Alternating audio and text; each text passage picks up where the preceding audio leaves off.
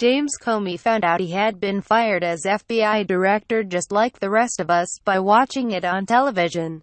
The move, announced late Tuesday via a letter sent from President Donald Trump to Comey, marked the most unpredictable moment of a presidency that through its first 100-plus days has been the least orthodox in memory.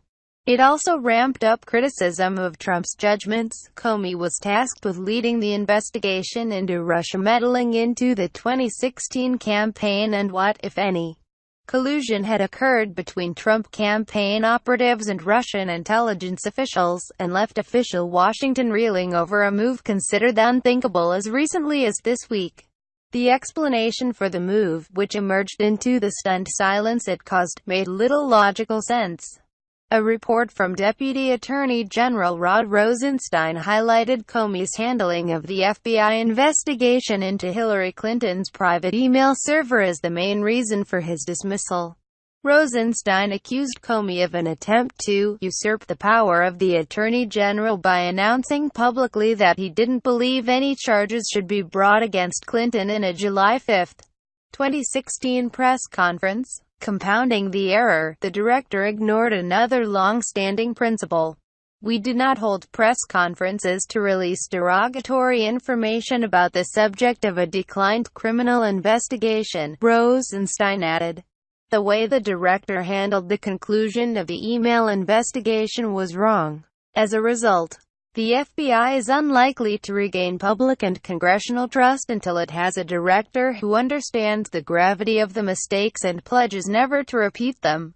That echoes criticism launched by Democrats loyal to Clinton, who insisted that Comey's decision to offer his own unvarnished view of Clinton's conduct vis-a-vis her private email server, he said she had been extremely careless, went well beyond his proscribed duties. The problem with laying the Comey firing at the feet of the July 2016 press conference is that it is now May 9, 2017.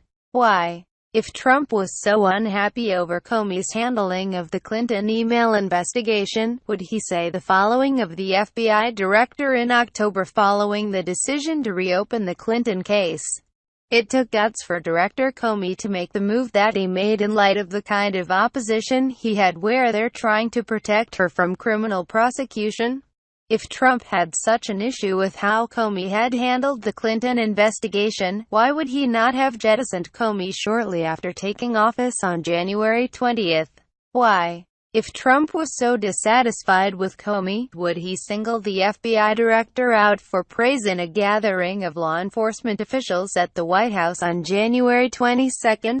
Why? If Trump was so unhappy with Comey, would he not have fired him before Attorney General Jeff Sessions was forced to recuse himself from all Justice Department investigations involving the attempted Russia hack because he failed to disclosed 2 meetings with Russian Ambassador Sergei Kislyak?